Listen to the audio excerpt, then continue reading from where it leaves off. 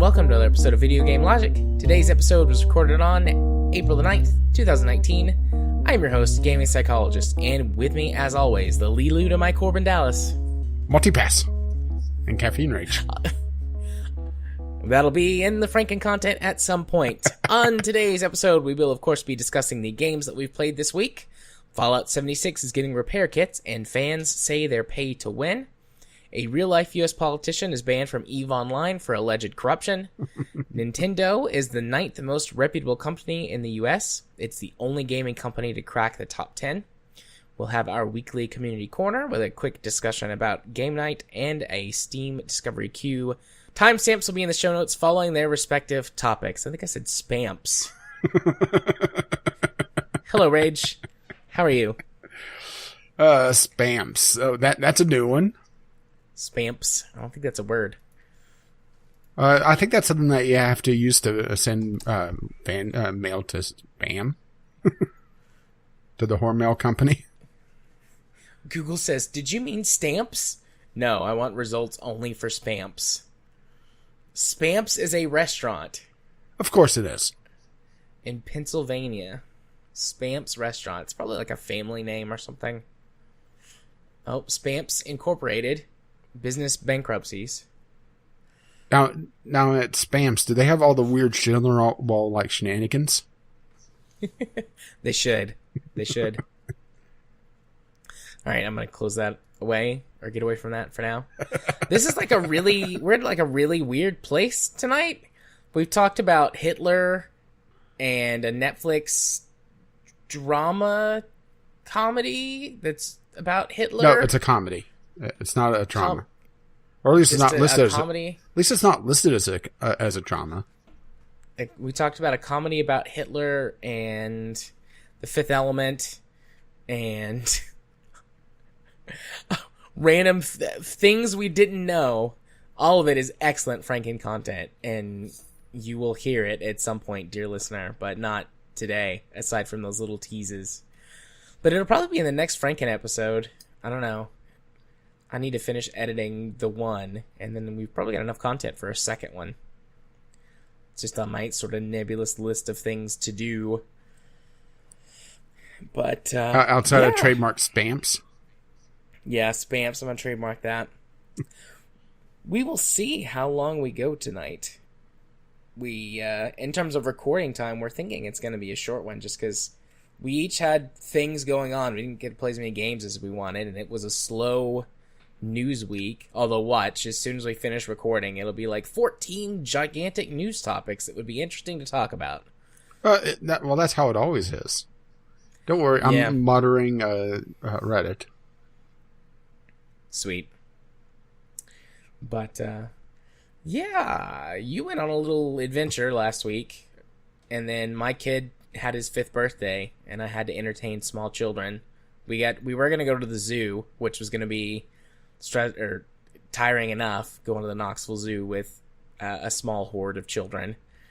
And then we got rained out, so we had the party just at our house, and they were here for a while and, played and watched TV and did stuff, and my parents were here for a while, and that was okay. There was, surprisingly, they were well behaved. There was no politics discussion or anything. But it was many hours of entertainment. Plus I was about to say, setup. They were well behaved. Are you talking about the children or your parents? My parents, mostly. No, not the children. There were periods of time where the children were well behaved, but there was plenty of crying and screaming and, he touched me, he took my thing, he's not sharing with me. So, Sunday night, I closed myself in my office for several hours and fell asleep watching stuff on Amazon. I messaged you really quick to say hi, and then I kind of crashed on my couch in here. But we had he's discovered the joy of Lego, so we went and got my Legos from my parents' house down from the attic from when I was a kid.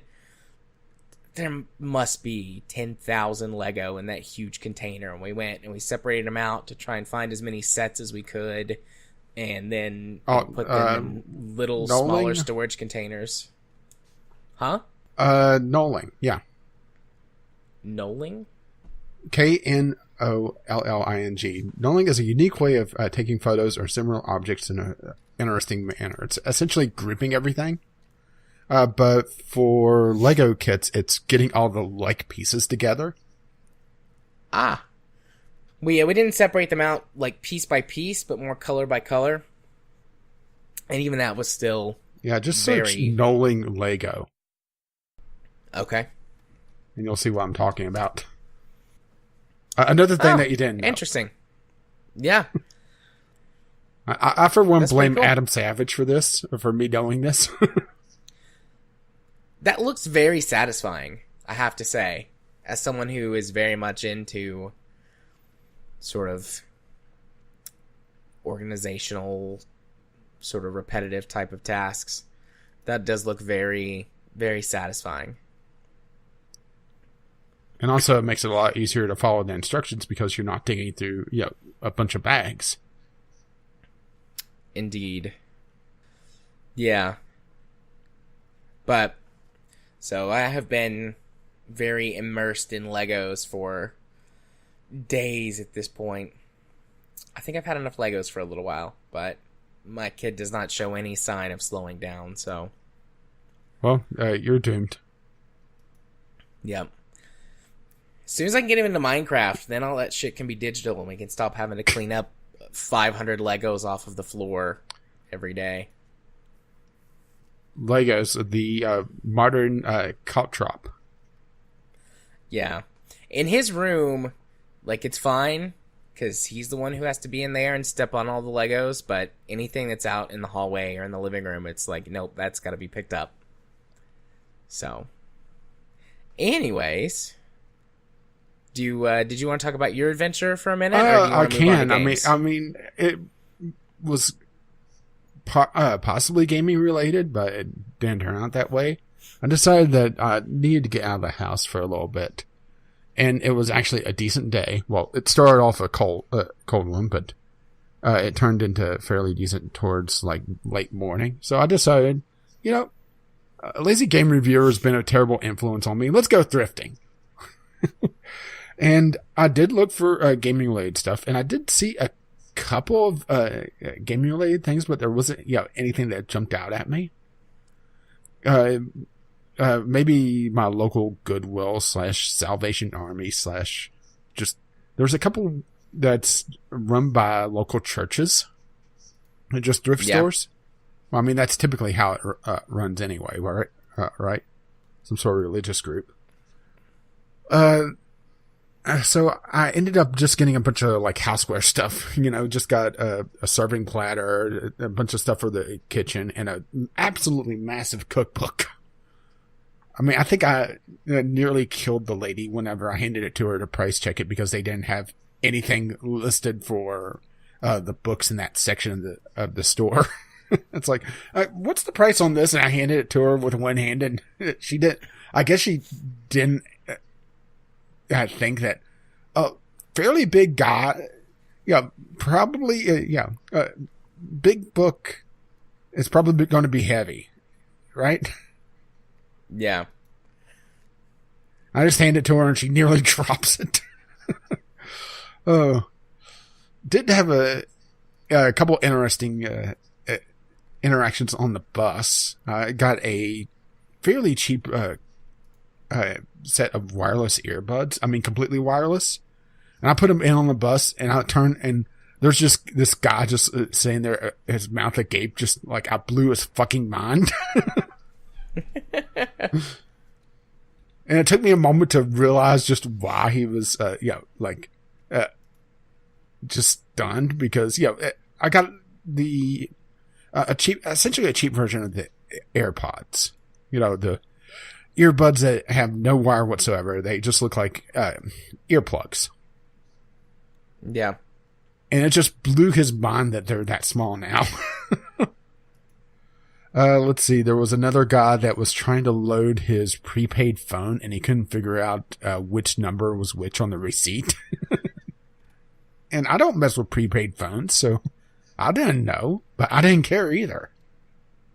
But it was hilarious watching him, go back and forth between like two 15, 20 digit numbers just cussing the entire time.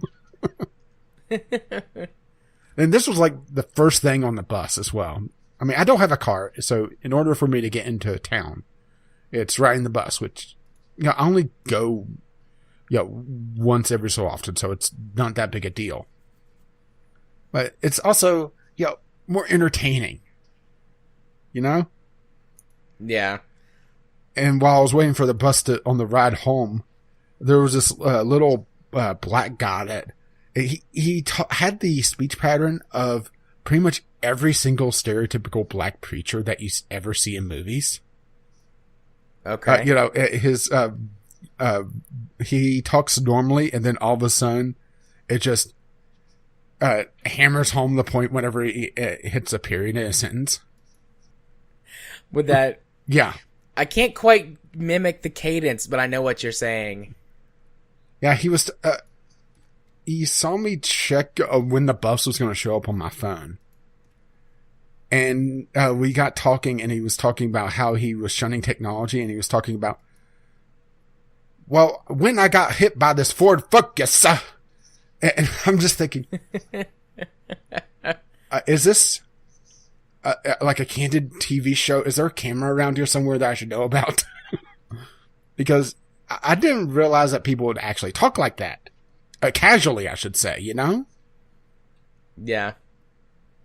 And, I mean, we had a good conversation, but at the same time, I was thinking, stereotypes are true for a reason.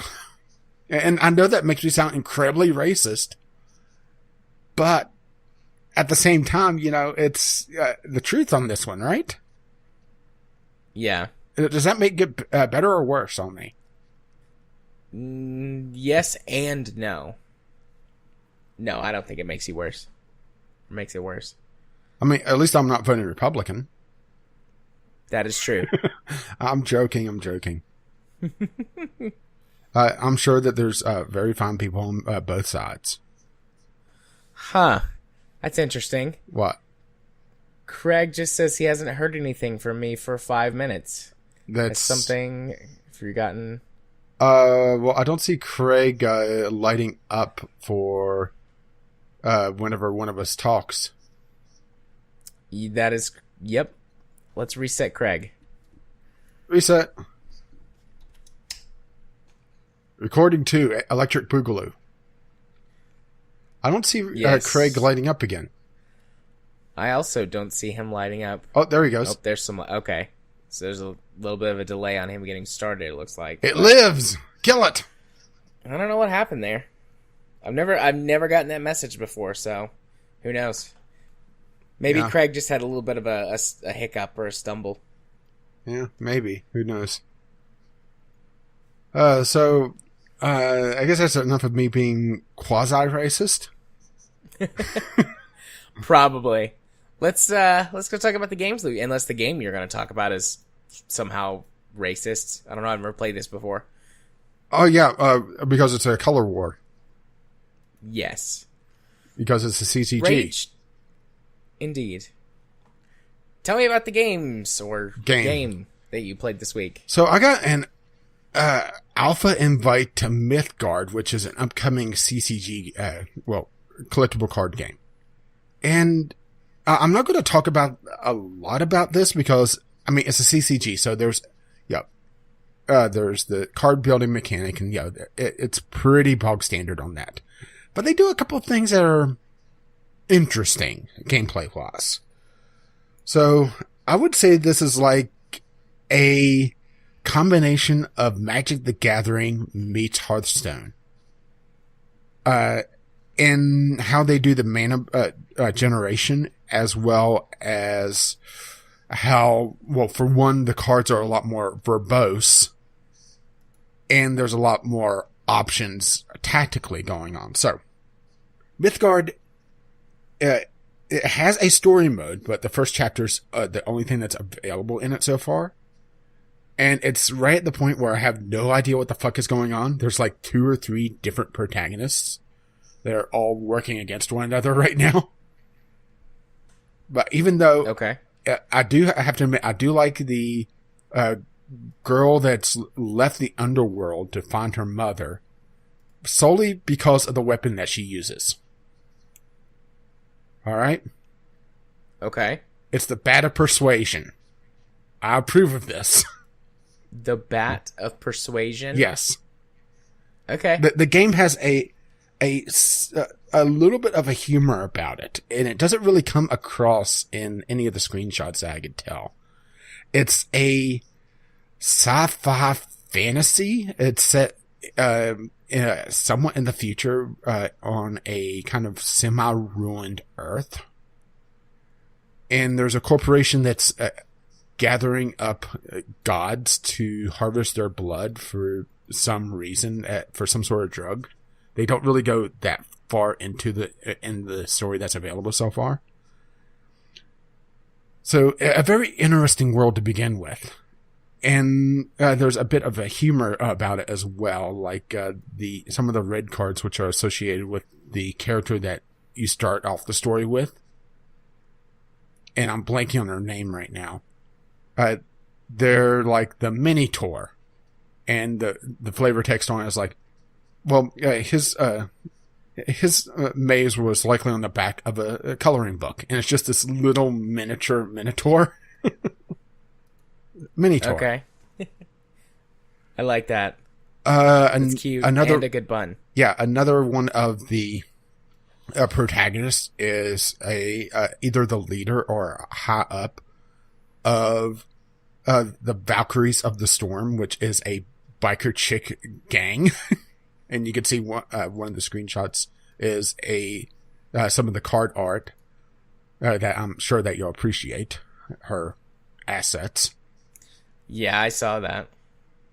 But you can see that it's set in like a modern or somewhat futuristic with a dragon attacking a jumbo jet for another card. So yeah, that's the setting, and the story looks interesting so far. It really depends on just how far you go into it, or what they do with it. And the deck that you're using on it is constantly changing due to the protagonist that you're using, and each one is associated with a different color, which changes the story-based deck. And as you level up, you get card packs, blah blah blah. You know the drill there. Card packs in this are 6 cards instead of 5, which is unusual, but nothing groundbreaking. I didn't unlock the crafting mechanic yet, so I'm not sure how they're handling that. I know that there's some sort of disenchanting going on, so likely Hearthstone based. But where things get interesting is gameplay, alright? This is a lane-based CCG. Okay. I think the Elder Scrolls card game is sort of like that. It's lane-based? Yes. Okay, yeah, so you have... Most of the time it has 2 lanes. Occasionally you have 3. On this you have 7, alright? Oh, okay. You can see on one of the screenshots, so you may want to go there to follow along. You have 7 lanes. Minions that you summon could attack the 3 lanes in front of them. Either the one directly ahead, or the one to the left, or to the right. Unless they're on the ends, which then you have 2 choices. And then you have enchantments, which could alter those lanes. So in one of the story missions, there's an enchantment that is on the center lane on both sides, where if a minion occupies that, you can draw an extra card. As far as I can tell, there's not much card draw mechanics in the decks themselves, but I haven't unlocked enough of the decks to really be able to tell for certain. But card draw is king in this because of the mana system. The mana system is completely out there. So, whenever you start a game, you draw your hand. There's no mulligan system. Instead, how you power your cards is you essentially discard one of your cards back into the deck. Then whatever color your card is, it activates a gem on the ticker at the bottom and adds 1 to your total mana pool. So drawing a card that you can't use right away is actually kind of a good thing because you're cycling it back into your deck instead of just discarding it onto the boneyard. But it also makes it so that you have to be a little bit more strategic because a red card will give you a red gem, a yellow card gives you a yellow gem, so on.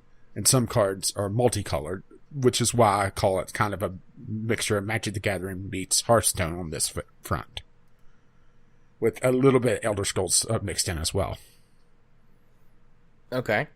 And a lot of the strategy is figuring out, okay, this card I could use in 2 turns, or I could burn it to give me an extra mana gem and an extra mana. And those regenerate at the end of your turn, or at the start of your next turn, I should say. So it's the Hearthstone model there. It's just you're adding 1 to the pool. You can only do it once per turn. Or do I want to risk going with less mana but not burn as many as my cards so I have more options? It's an interesting strategic level to it that I actually really enjoyed so far. The other thing that makes me really think of Magic the Gathering is how they handle their legendaries. I mentioned how the cards are a lot more verbose. Well, the legendaries, as far as I could tell, all have an energy system about them, where whenever you summon them, this game feels like it's built around a mobile device just because it handles pretty much exclusively mouse-driven only, and there's a lot of swiping and scrolling by clicking and dragging. So obviously, some sort of mobile release at some point. Whenever you summon a legendary, the legendaries have different abilities that they can activate. And I'm not sure there's one shown on any of the screenshots, which is unfortunate. One of the ones that I found was a bard that's a blue legendary. That's a rock star. All right. So you summon him and he plays this guitar riff. And then he has different abilities. One is that generates energy for him is one of the few card draw mechanics I found, which is he draws a card, and then you have to discard a card back into your deck. So it's a cycle mechanic. Then, if he has so much energy built up, he's untargetable by spells, and you have to fight him in melee combat, or, in actual combat. If he's also able to bestow, by burning energy, that ability to other cards, by giving them a keyword. It's a lot more interesting than Hearthstone's legendaries, to be perfectly honest. And it looked like pretty much all the legendaries had some sort of mechanic like that, where the legendary to generate energy does something that you have to have a strategic choice with. And then it has different abilities that you could use to burn. Like, I saw one on another deck that was a damage ability where it was some sort of draw or something. I can't recall what the actual energy generation was, but it burnt energy and it damaged enemy minions. So it's essentially a battery, but you have to be strategic about it because this is Hearthstone mechanics on health. So unless you have the keyword regen, your health does not regenerate unless you actively heal. So once again, the strategy comes into play. And also, whenever you have the option to move across the board, but you can only move one space at a time. So your positioning on your minions is a lot more important than Hearthstone could ever hope to be, honestly. Just because of the enchantments, because of blocking of going around minions. Some minions are able to ignore other minions and attack directly if they have a free lane. Then there's other minions that are essentially now I'm blanking on the damn keyword from Hearthstone, where you have to attack them first. Is it charge? No, charge is well. Oh, where you have where they're like a shield and they have to. It's been so long since I played Hearthstone. Yeah, but you know what I'm talking about. But they're the ones that are the shield guys, and they have to be destroyed first. Yeah, there's some. Yeah, there's some that else. Draw fire. There's some that are able to ignore that. There's the regen mechanics that are on some. So there's a lot of various options going on. So far, I enjoyed it. It is going to be free to play eventually when it releases. It's just going to be, yet another CCG. So can it get a player base? And that's my big concern about it. I'm not sure if it's going to be on mobile. I'm actually double checking that. Yeah, it's going to be on mobile. It's going to be on iOS and Android. So it will have some sort of player base at least. It sounds interesting. Yeah. It sounds like a really good CCG. Yeah, it has some definitely interesting mechanics. It has a puzzle mode already in it. It has essentially the draft mode, both a PvE and a PvP version of it. It has a full story mode, which has changing decks depending on the characters. So overall, I'm fairly impressed by it. I do have some nitpicks and also, some concerns just because, I didn't unlock enough to know just, what their final model is going to be, because right now it's being very generous with how many card packs you get. I don't know just how, annoying the crafting mechanics are. Probably my biggest nitpick about it is its colors that it chooses. All right. Okay. It has blue, and it has yellow, orange, and red. It has a very reddish orange and a very orangish red. So you have to be very careful about those.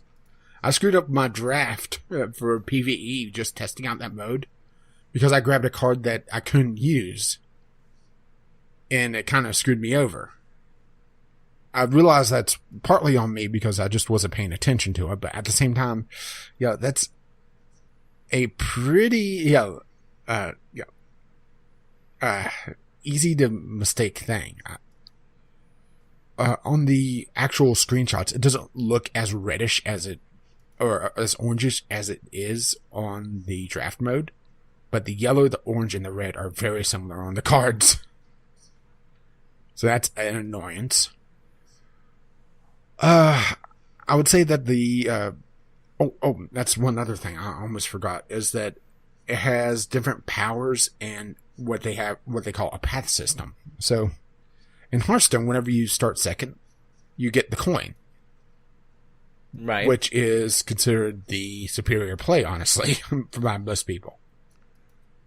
In this, things are a little bit different.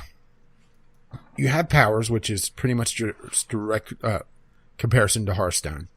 There's one that is a 2 damage to the enemy player. There's one that decreases health and attack by 1 till the start of your till the end of your turn, and all of them cost 2 mana. Yeah, it's pretty much you could draw a parallel. What's interesting is the path system. I only unlocked 1 so far, and there was others available on the arena that I can't recall what they are. But what they do is they're different base level powers for your entire deck. Where they show this off mostly is in the story mode with the Valkyries of the Storm. That particular deck has a lot of very low powered minions that you're meant to throw away to buff up other minions, okay? Usually a pretty annoying deck to have to deal with because it requires a lot of mana and a lot of card draw. Well, the version of the deck in the story mode, it's running this particular path that after losing 3 minions, it takes the bottom minion off the boneyard and puts it back in your hand for a one-off recast. And it's an interesting thing. It's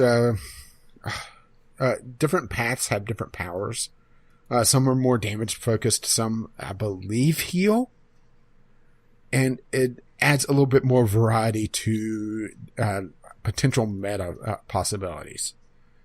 And I'm a little hesitant to just try to figure out what the meta would be on this game, because meta and card games are notorious on being very narrowly focused. So I'm not sure if that will happen to this game, if it catches on to the point where a meta develops, I should say. But pretty much anything that shakes up the card game mechanics, right? is Right. fully welcome in my books. And just the fact that it plays so differently. The first couple of games where they started introducing the lane mechanics, it was really refreshing, especially when they started introducing the enchantments where you have to figure out, okay, well, I could attack with this guy, or I could move him over and summon a bigger, badder minion into that enchantment to have that enchantment be on a stronger minion later on. Or some of the enchantments that, like I said, they're card draw based, where you basically just have to occupy them, and it becomes a more strategic level of trying to hold a point, essentially. It almost becomes a King of the Hill situation. So, yeah, overall, fairly impressed with it. We'll just see if they avoid mucking it up like Faria did. I hope not. It sounds very interesting. I definitely want to get into it. I'm always on the lookout for a good CCG. Yeah, and also, like I said, it has an interesting world building so far. Oh, one other thing. The deck building. This is a very minor thing, but it's very important to me. All right, you know how in most CCGs, whenever you hit the card limit, that's it. No more adding cards. Yes. In this, you're allowed to go over the limit and then start paring down your deck. And it makes it so much easier to build your deck like that. I know it's a very minor thing, but for me, that's how I like to build my deck is, okay, let's throw everything in and then start paring down instead of, okay, I want to build the formula from the base up. Also, it's 40 card decks instead of the typical 30 for CCG, which is interesting. But then again, yeah, with the mana generation thing going on, the extra 10 cards are probably going to come into play as essentially burn cards. Yeah. Yeah, even though they do cycle back into they do cycle back into the deck and not into the boneyard, though. So they are essentially shuffled back into play. So yeah, but having a bigger deck makes it so that it's less likely to be gamed, I guess. And I think the maximum was 4 copies of a particular card instead of the traditional 3. But yeah, overall, fairly impressed. Any questions? I don't think so. Just that I want to play it. Because the Valkyrie of the Storm? Yes, but also because it just sounds like a really interesting, good I will say that the voice acting for the story mode is a little bit lackluster. I mean, it's not terrible, but at the same time, it's not amazing. And they don't have a lot of voice acting for in the game just yet, but there's also a lot of placeholder art. And it's also hilarious because whenever you hit placeholder art, it's drawn with MS Paint. So you have all these, nice. You can see on the screenshots, all the very high-end art. And then you hit something that's placeholder, and it's just like a bear standing there that's drawn in MS Paint, and it says placeholder. I kind of like that, though. It's funny. And an MS Paint CCG. Yes, please. Okay, cool. You want to go talk about a game we sort of barely briefly talked about last week, and not sure how much more we'll have to say this week? Elder Scrolls Blade is now open up to the public for anyone that wants to play, or I should say anybody that could stomach it. Because, damn. Yeah, you really don't like it. Oh, there's and a I'm shock. in this weird place about it. You're in the place sort of like where I was with Plants vs. Zombies, where it feels a role that you want, but outside of it, it's terrible. Yeah. Yeah, it's not... So compared to other Elder Scrolls games, it's bad. It's definitely the worst Elder Scrolls game I've ever played. But compared to a lot of other mobile games, it's pretty good. So it's just in this weird place of like, well, I would never play it unless I'm like on a plane to go visit my in-laws or at work and maybe I forgot my laptop or for some reason the situation I'm in, I can't use my laptop. Or, a few other instances. Maybe a long way to the doctor's office where I've got, 30 minutes of guaranteed time. Something like that. Or I've been up for 24 hours and I'm so tired, but I'm past the point of being able to fall asleep. So, load it up. Yeah, for you. So, the biggest issue I have with it is honestly the controls. The mobile, on-screen, touchscreen controls are all terrible. As soon as controller support is in it, I think it'll be a lot more playable, which would make it a little more enjoyable. It wouldn't make it a better game, because I think that'll make a lot of the stuff where that this is a distilled mobile game way more obvious. But just moving around in a dungeon and stuff is really frustrating on the phone, because either you're using the on-screen joysticks, which are never quite precise, and then my big fat hands and thumbs are in the way, or you're using that's like tap and you run over to that location. But that doesn't always quite figure out where I want to go if I'm trying to go a long distance. So that gets annoying. Yeah, it doesn't bode well whenever the first thing they introduce is, okay, well, this is the path to where you need to go next for your quest. Yeah.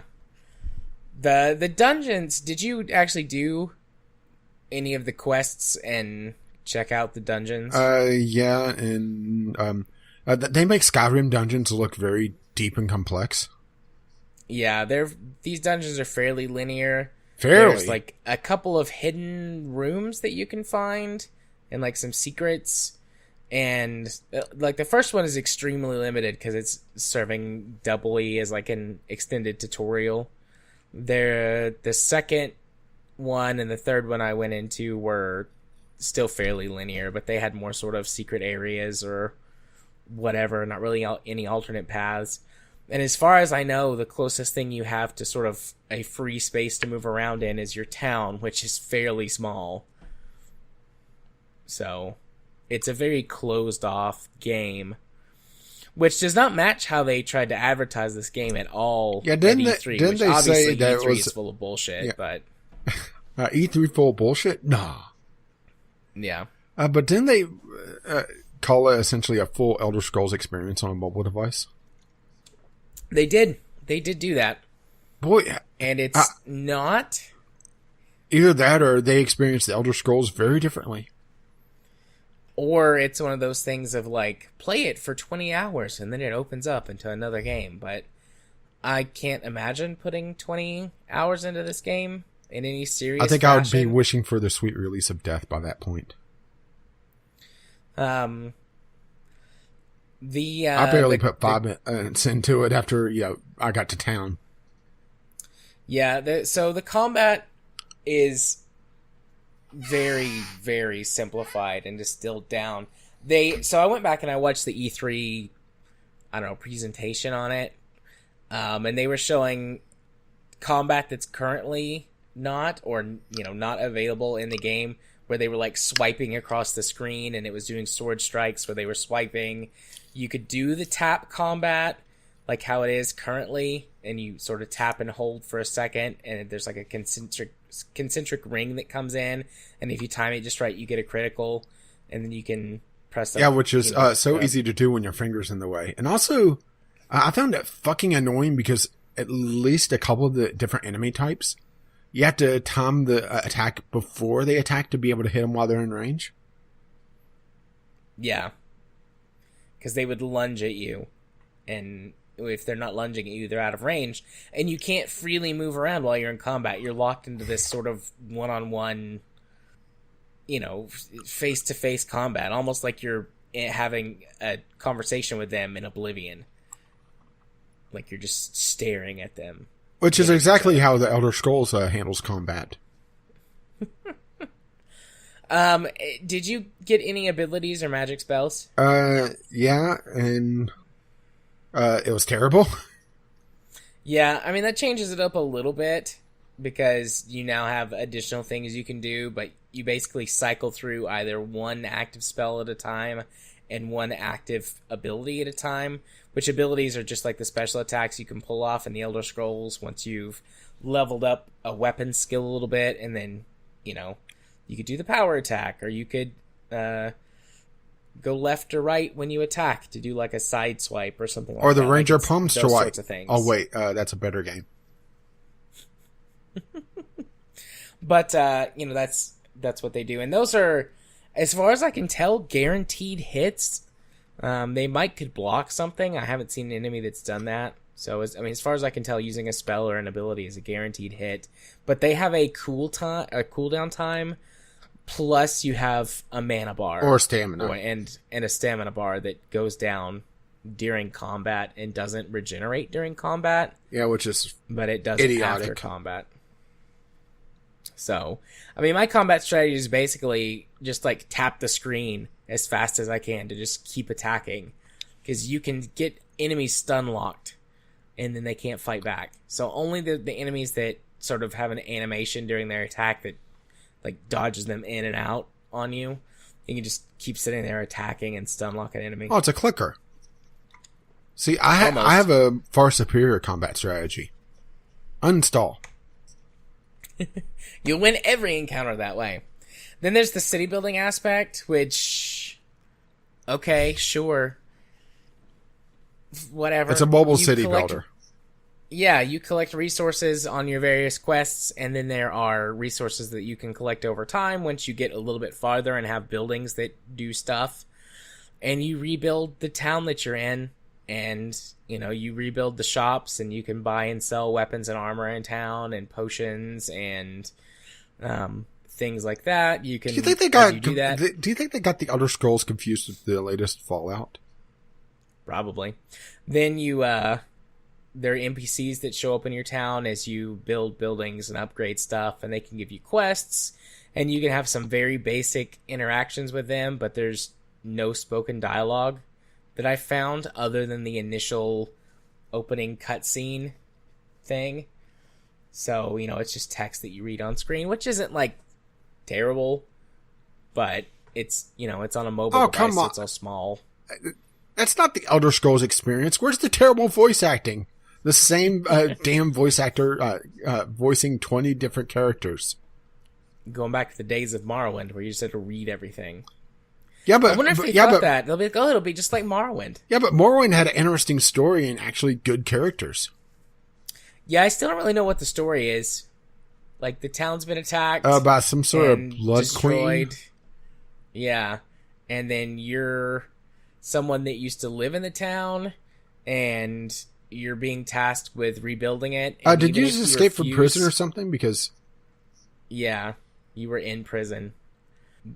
But even if you refuse to do the stuff that they tell you to do, you still have to do it anyways. It's stupid. Oh, so you'd be like, I don't want to do that. So definitely the Fallout 4 method. Yeah, you can be like, I'm not going to do that. Like, you can even say, like, I'm not doing that. I'll do it if you come with me. And the guy's like, oh, I'm not going to come with you. I'm old and frail. I'll be killed.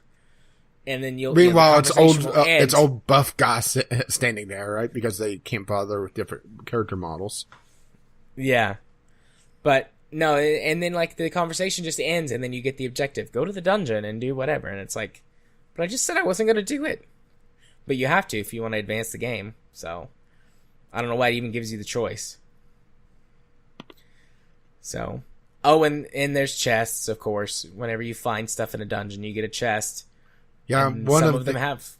Yeah, sorry. One of the articles I saw about Elder Scrolls Blades, they within a couple hours racked up something like 2 or 3 weeks worth of chests timers.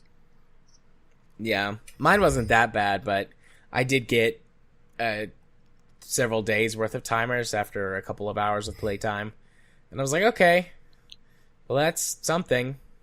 I guess I should buy those unlocks if I want to get stuff. Because, of course, the microtransaction shop, air quotes, microtransaction shop, is fully functional and furnished. Of course.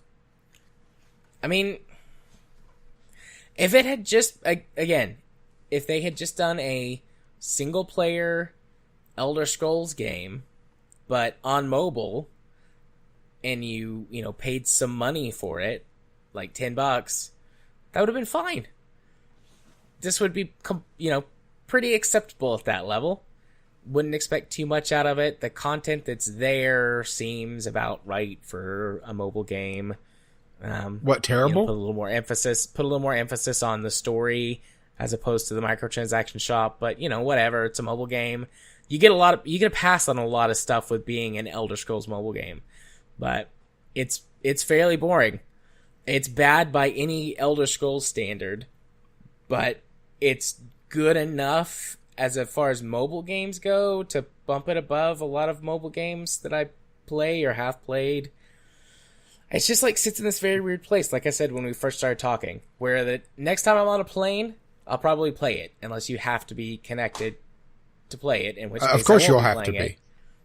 I mean, it has chess timers. I haven't tried that yet. I installed it. Hey, but look at it this way. There's one benefit about this. What? As of now, Skyrim is no longer my least favorite Elder Scrolls game, and it's no longer the worst. Yep, that's something. Go Elder Scrolls Blades, I guess. Yeah, it's not that great. I'll probably play it some more, like once controller support's in, just to see if that makes it more bearable to play. And then again, maybe in those situations it would be a good time. But in general, yeah, I'm not gonna. Honestly, with how the game is right now, I think it'd be more fun smashing my thumb with a ball-peen hammer. That hurts. I've done that before. Hey, but at least I'd be awake. You would be awake. You would be. Well, definitely a mobile game that I'm moving from a mobile game that I'm not going to play much more to a game. I need to swap this around on the list. To a mobile game that I will play more, because I'm going to go ahead and do both of my mobile games before I do my other one.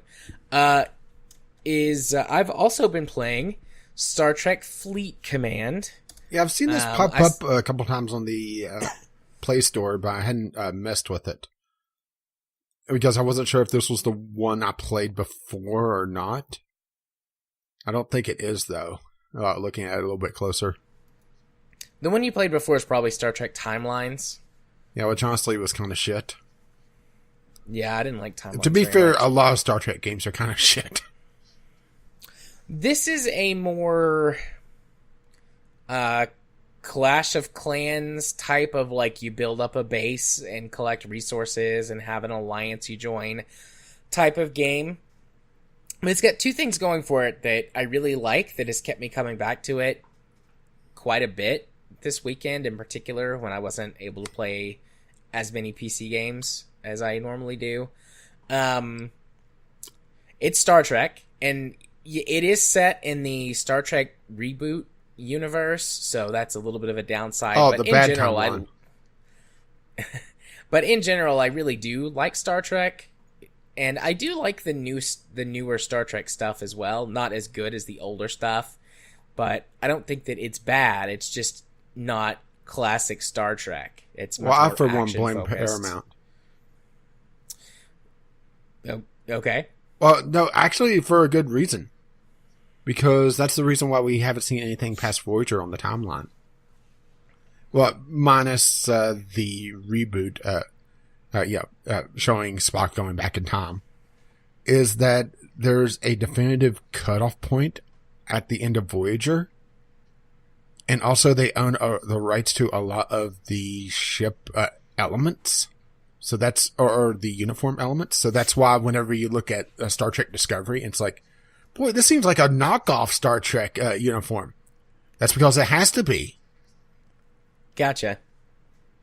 Interesting. I didn't realize that. Well, hey, I told you something you didn't know. You did. You told me something I didn't know. The other thing that this game has going for it is that these, Clash of Clans, whatever type, more sort of management, cow clicker type of games, you can only play it so much during, for a time period. And then basically you've done everything that you can. You're waiting on your build queue. You've expended all of your energy to do missions or attack other players or whatever. But this has a huge single player air quotes, single player component to it, and there's no, energy bars or anything like that to how much that you can play if you want to just sit around and play it. So you have fleets, you have a fleet of ships that you're able to build up as you progress through the game, and you just start with a single ship, and then as you get more space docks on your space station and upgrades and things, you can have, it looks like up to a total of 6 ships. I don't know if there's anything that lets you get more or maybe combine multiple ships into fleets or something like that, because they keep talking about fleet battles, and I'm like, I've only done one-on-one ship combat whenever that comes up. But anyways, I mean, there's a huge galaxy to go to. Like, you've got Is like it a far, local, far away? It is. It's far, far away. You've got your local map, and then there's like a cluster, and then you can expand to see the entire galaxy map. And there's hundreds of star systems that you can go to, and each of the star systems is going to have at least one planet or one space station in it that gives out missions. And they sort of fall into the general... A lot of them fall into general mission types. Go and research an anomaly at this place. Go and track down an away team that was lost. Go and aid or assist a ship or a space station. Go and blow up pirates, things like that. There's a bunch of those types of missions, but there are several storyline missions that line up for several of the major factions. So there's the Federation, the Klingons, and the Romulans. And you can do faction missions for them to gain rep and eventually ally with a particular faction, which gives you access to their highest level tech. So, like the top Federation starship, for example, you can get is the Enterprise, or the not the Enterprise, the Constitution class cruiser, which is what the USS Enterprise is. That's like the top level ship you can get for them. I think it's called the USS Enterprise in game, because I would say more people know Enterprise versus Constitution class cruiser, but whatever. That's what it is. But so you get that, and you can get things like a Klingon Warbird and the Bird of Prey if you level up the Klingons. And I'm not as familiar with the Romulan ships, but that's, you engage in those faction missions to get those specific ship types and rank up your rank with them. And it looks like eventually it locks you in to a specific faction. Yeah. And there are areas of space that are controlled by those factions, and they're dangerous to you if you're not part of that faction. I'm kind of neutral to everybody right now, so I can wander around wherever, but I'm a very low level, and there don't seem to be sort of areas of space that's like, this is the low level players area, and this is the mid level. Like, there's scattered high and low level star systems all over the place, so you can sort of generally wander around freely and explore. Your ship has a minimum or like a maximum range that they can jump at one time, or go into warp space for at a time. But I mean, once you get to a destination system, if you want to keep going, that limit is reset, and it increases as your ship rank goes up and you get higher level ships. And so, but I mean, there's no time limit on that. Basically, you can play for as long as you want. The only thing that sort of limits you is like if your ship gets destroyed or too badly damaged, there's it has to be taken back to the starbase and repaired, and there's sort of a cooldown on that. But once you get multiple ships, that becomes much less of an issue, because you've got at least 2 that you can control around all the time, and you get a second ship fairly quickly. I'm working on my 3rd ship right now, and I've played it for a total of maybe 3 hours combined. It does have lots of other mobile foibles too. I'm talking about it more like it's a full game, but this is, I mean, very much a mobile game. All of the officers that you have, which are how you give your ship sort of special abilities and stat boosts and things like that, come in card packs, and they get leveled up by getting, multiples of the same card of the same. Oh, gotcha. The same, yeah, that gotcha mechanic. I haven't encountered any PvP yet. I don't know if it's because I'm too low of a level, or if I just haven't ran into anybody who wanted to attack me yet. There are lots of people who play this game, so I'm thinking it's the former and not the latter. I know there's PvP, and that your base can be attacked and your ship can be attacked, but it didn't say, like, you have X amount of days of protection from players attacking you. Like, there was nothing that told me that. So I don't know why I haven't been in combat yet. I joined an alliance like immediately. I just picked like a North American alliance, and the people in there have been generally nice and helpful. It's kind of a crapshoot what you get in these games. So I can't say if that speaks to the overall player base or if I just got lucky with a good alliance. But I was like, hey, just looking for someone to help me figure out how to play the game. And do I have to spend bunches of money, or do you have to grind, or can you grind? And, just like a lot of these mobile games, at some point it does become pretty grindy if you don't want to spend money. I'm not really there yet, and I don't know if I'll actually play it long enough to hit that sort of progression wall. But, I'm enjoying my time with it as far as mobile games go. If you like Star Trek, and you want something on your phone that you can play for more than a few minutes at a time, this is certainly a game to look at. I've enjoyed it. I'm gonna keep playing it at least for the time being. Yeah, remind me later to share with you a couple of YouTube channels of Star Trek ship breakdowns, as in actual technical stuff about the different starships.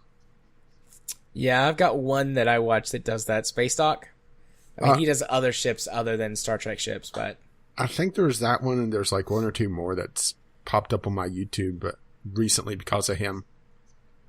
Like talking about how Worf didn't have to almost go on a suicide run because, hey, the Defiant can launch its deflector dish as a giant ass missile. Yeah. But then again, he is a Klingon, so. Today is a good day to die. Prepare for ramming speed. Yeah, the Defiant wouldn't have done anything against a Borg cube. At least with that ramming it. So yeah, then finally the last game that I played this week, an actual PC game, is called War Theater. War Theater is what I would call a steampunk, a toxic steampunk themed spiritual successor to Advanced Wars. Okay, well, that's a thing. It looks and plays, well, looks as in like the style of it, not the actual looks, but just sort of the general look and feel of the game is pretty much a copy of Advanced Wars. The maps, the way the units will look on the overworld map, the game mechanics, for the most part. There's a couple things I'll talk about here in a second that are different. But whenever you do combat, the way that it looks with the two sort of opposing sides shooting each other, the way that works and looks, just a copy of Advanced Wars. And then it plays out the same with the grid on the map and everything, which I am not complaining. I loved Advanced Wars. It was one of the first Game Boy Advance games I ever had. And I'm not sure how many Advanced Wars games there are. I'm aware of 3 for sure. But anyways, that's an excellent strategy game that always had a very deep story to it and some very interesting characters that this game also seems to have taken inspiration from. I haven't played it a ton. I've only got to play it for a little over an hour, which normally I don't talk about a game if I played it for that much time, unless it's just like, this game is terrible, stay away from it. But I'm pretty confident after playing it for an hour that unless it takes like a massive left turn, which I would report on later on down the road, I'm pretty confident in what this game is going to be. And I'm not sure if the world is post-apocalyptic, but I say toxic because everything looks very gross and grody and polluted. Well, that rat does have a resemblance to Britney Spears. Yeah, that's the Rat Queen, or the Rat Mother. That's the first character that you get in campaign mode. But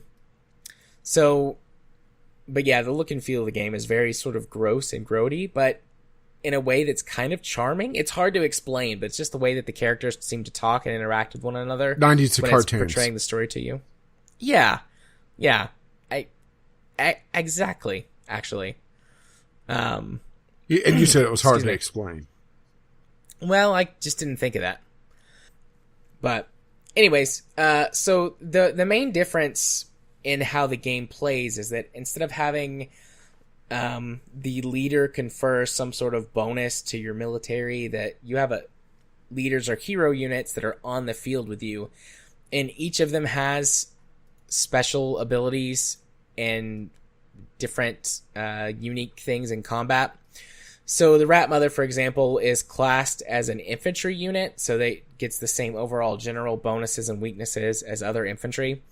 But the attack that she has is, she calls in like a minion army of baby rats that have like these little poison toxin injectors that like swarm enemies, and it's basically, she's basically a one-hit kill to any infantry and does massive damage to any other ground units.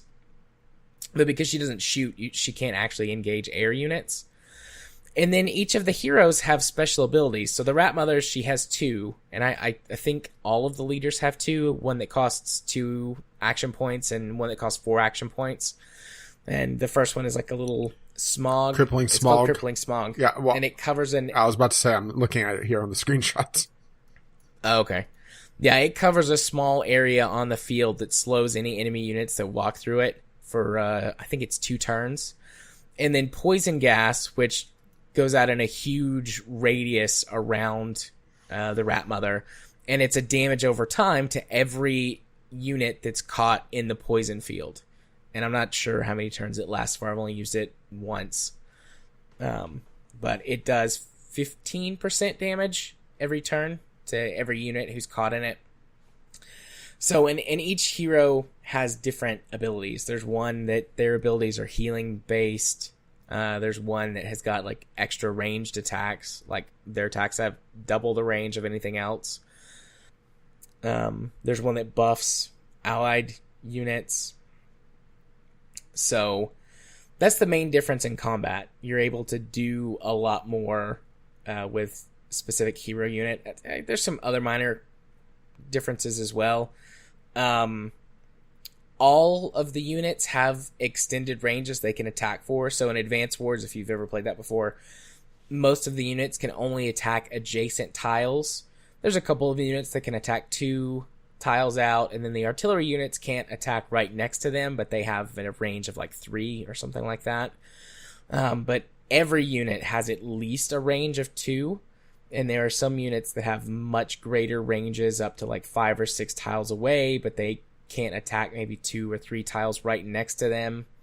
So you kind of have to learn the ranges a little bit. But it's a very fun game. I like it a lot. I'm definitely going to be playing it a lot more. I've got a couple of small issues with it. The game does play with a mouse, but it's weird with a mouse. So if you use just the keyboard or a controller, that's where the game makes the most sense, because you know, you can see that it's scrolling through things, and you get like a path when you're trying to figure out where you want your troops to go, and you can see where they're going to go through or direct them through certain spaces. If you're just using the mouse to click on things, you don't get any feedback. So if you just click to move, the units will move, and they'll just go in the most direct path for it. You don't get any confirmation for what it is that you're hovering over, and you don't get tooltips. Yeah. So it doesn't feel like this game has been designed for mobile. I just think that whoever made this game played too many mobile games. Maybe they played Advance Wars too much, and they didn't think about using the mouse to control the game. They were just like, oh, everybody who plays this will use a controller or the keyboard. I mean, it works, but it feels weird. And then the other thing is that you can't save in the middle of a mission. So I discovered this by accident the first time, because I was playing it at work, and I needed to close the game and get ready for a client. I was like, oh, I'll just save. Well, it didn't save. Like, there's no save option. And I was like, maybe if I go to back out, it'll auto-save it? And it does say, like, whenever you go to leave, it's like you're exiting from campaign mode, your game will be saved, and so you can return to it later. But that just means that if you don't close the game, you can come back and resume where you were. You can swap sort of like on the fly between different multiplayer matches so that you can play kind of asynchronously, and you can go back and forth between single player and multiplayer at the same time. And it's got sort of like, I guess, save states for that. But as soon as you close the game and come back, anything that you had going on is not saved. So you have to restart a mission over. So you have to complete it in one sitting or at least not close the game and come back to it. And that's really frustrating. I mean, that seems like super basic functionality to add. The first few missions only take about 15 to 20 minutes to play through. So that's not a horrible time commitment, but I imagine if this follows the Advance Wars style of story progression, you will get some very long missions towards the end that have sort of multiple parts to them or multiple armies and characters included in one go. And some of those could take hours to complete as they sort of piled onto one another. But the way it was done, they were like one big mission. And that would be extremely frustrating to not be able to save and quit out of and come back to later. So I'm actually going to contact the dev about this because I got early access to this game. It doesn't release until... When does it release? Oh, no, you can buy it right now. Okay. I think it just went up then. Because when I got the key a few days ago, it was not available in the store, I don't think. Nope, it released March 16th. Maybe I'm confusing it with another game. But still, it's not been out for very long. I'm going to contact the developer if I can and ask them about that functionality. Because you definitely need to be able to save in the middle of a mission and come back to it. But other than those two little things, sort of wonky mouse controls and then inability to save, I don't really have anything bad to say about the game. It runs like a charm. It didn't even have my laptop fan working overtime to keep cool. It was an easy 60. There's really no graphics options. You can do full screen on or off, and you can turn on or off VSync. And that's it. But there's really no need to. I don't want to say that the game is using sprites. I think that's the wrong way to say it, but I mean, there's very little going on under the hood. The game is tiny. It's only a couple hundred megabytes, and it barely uses any processor, RAM, anything to run. Very minimal footprint. So could run on a potato. And does.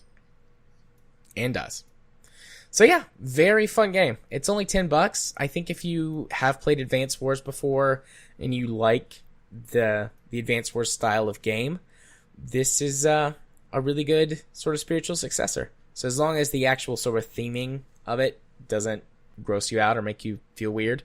Basically, if you can watch Invader Zim. Yeah, if you can watch Invader Zim and you like that, then you'll like this. Recommend. Hashtag Doom. Hashtag big yawn. Oh. Also, hashtag drink water. Hashtag carbohydrate. Oh, that was hilarious. I don't want to hydrate. I want to carbohydrate. Me too. But that would kill me. Literally. But, anyways, with that out of the way, do we need to take a quick break? Or are you ready to I think I'm okay unless you need to. No, I'm good. A little hot in here, but I'm not going to turn on the air conditioner. So, speaking of killing things. Indeed? Question mark? Fallout 76 is getting repair kits. Dead, though. Ah, touche. We beat that dead horse. And fans say that they are pay to win. So Bethesda just couldn't take Anthem sort of dominating the shitty news cycle for the last few weeks. And they were like, hey, let's do something... Stupid. Stupid. So there's sort of two parts to this in my mind. The first part is that Fallout 76, or Bethesda had said something along the lines of, we're not going to sell anything except cosmetics in the item shop. Yeah, and this is something that's not cosmetic. Yeah, they broke the promise before, so why not, right? Yeah, and then the second part of this is it pay to win? Because the Gymquisition this week had an interesting sort of take I didn't watch this. the Gymquisition. I did see it pop up, but I didn't get a chance to watch it just because I just wasn't feeling good yesterday. It was just woke up feeling blah. Not you blah, just me blah, you know? Right. I got you. So I'm not sure how he takes it, but honestly, okay. I think it really depends on the genre, where the line is drawn for pay to win. And for a survival game where the emphasis is going out, collecting materials, and every time you go out, you're taking a risk. The fact that you could bypass that core game loop with a swipe of the credit card makes this pay to win. It's not a huge pay to win like the previous one that they did with the costumes that added just an absurd amount of health if you had an entire squad filled up with them. But technically, yes, this is pay to win because it is breaking the core gameplay loop and granting power to someone that otherwise wouldn't have it. So what he said, and I thought that was interesting. Have tossed this around in my head a little bit. I'm not sure exactly how I feel about it, but what he was saying essentially boils down to, these companies have spent so long screaming, no, it's just cosmetic. It's just cosmetic. Don't worry about it. It doesn't affect anything in the game. That regardless of whether or not you consider it pay to win or buying power or whatever, it is something that affects the game, the balance of the game in a tangible way. And that they might have pushed the narrative so far that anything that's not cosmetic only at this point is considered, pay to win, buying power by the general audience because they've heard the narrative so much. Oh no, it's just cosmetic. It doesn't do anything. It doesn't affect gameplay balance or anything. It's purely cosmetic. Which I don't think that it's necessarily pay to win, but I do consider it buying power. Well, because that's the you thing, are is that, bypassing. That's the thing, is that you're kind of splitting hairs on pay to win versus buying power, because pay to win isn't just it isn't the Staples easy button. It isn't just a press it I win button. It's more of a pay for advantage, and that's what this is. Very rarely you encounter a full-on pay-to-win, you swipe your credit card and you have no chance of losing. It's very rare to see that outside of some of the more shitty mobile games. So It's more semantics than anything. In my mind, pay for advantage and pay to win have basically become the same thing just because of that entire gray area. And like you said, where they have pushed the narrative, pay to win is the polar opposite of cosmetic only now. So that is a very good point. Yeah. I mean, I think it is, you're right, a bit splitting hairs, a bit semantics. I'm definitely not here to argue that you're wrong. It's probably one of those things that comes down to more like, how do you as a person feel about whether or not you want to spend your money on it or how it affects you? Like one of those deals. No, sir, I don't like it. It's definitely across the line, right? It's definitely in that territory, and then it just comes down to like, how much are you as an individual willing to split hairs? Especially whenever a large part of their marketing campaign at E3 was talking about how it was going to be cosmetic only, their in-game item shop, and that you couldn't buy power, that it was cosmetic only, and it would be funding the development of future releases. Well, future contact patches, which that's become, they haven't done that much, have they? No, I don't think so. I think there's like a bunch of stuff that's air quotes on the roadmap, but I don't think there's been much released other than a few bug fixes, but a few bug add back ends, and then a couple of stuff from content. But mostly it's like skins and things like that, stuff for the item or for the air quotes microtransaction store. Yeah, and that's the other thing is that okay, they talked about having this for certain feats, achievements or whatever you want to call it, and then for high-end raid content. So this is a raid item that they're selling? And an achievement item? So it's being, I don't know how much of this you've read or covered, but there's basically two different types of repair kits. There's a, air quotes, basic repair kit, which will take any, like, your item, gear, whatever. Maybe I'm confusing the two, because there is the ultra max repair kit that takes it above 100%. Yeah. So the basic repair kit just takes your whatevers to 100% from whatever state it's in up to 100%, and those are the ones that you can buy with money. And then there's the improved repair kits, which they've said they're just going to be reward items for quests, achievements, things like that. For and the now. Improved kits will take gear to, I think it's 150%. Yeah. So it lasts longer, and then it gets a stat boost while it's above 100%. Yeah, But yeah, I've realized the slippery slope fallacy, but Bethesda has shown that they cannot be trusted. So yeah. I think for now is a very apt phrase at this point for Bethesda, don't you? Yeah. I think it is. I think you're right. So, yeah. I mean, on the one hand, I just, like, am shaking my head, like, really? But on the other hand, I'm like, oh, of course they did. Of course they're doing this. And of course they're saying it's, like, no big deal and everything. And, all of the swirl of everything. Yeah, modern game development, right? I'm just going to keep playing my indie games. So far, Battletech's not hurt me. Yet. Although Battletech's more of a AA, not an indie. But, I mean, I play mostly indie games. Yeah, I got my Warframe. It's basically just, I feel like playing something right now, but not really want to think about it too much. I'll fire up Warframe for half an hour. Yep. I see on that all the time while I'm at work. It's also, something I can play while I'm half asleep. Yeah. Get the juices flowing, Oh, yeah, get those juices flowing. Wink. Oh, my.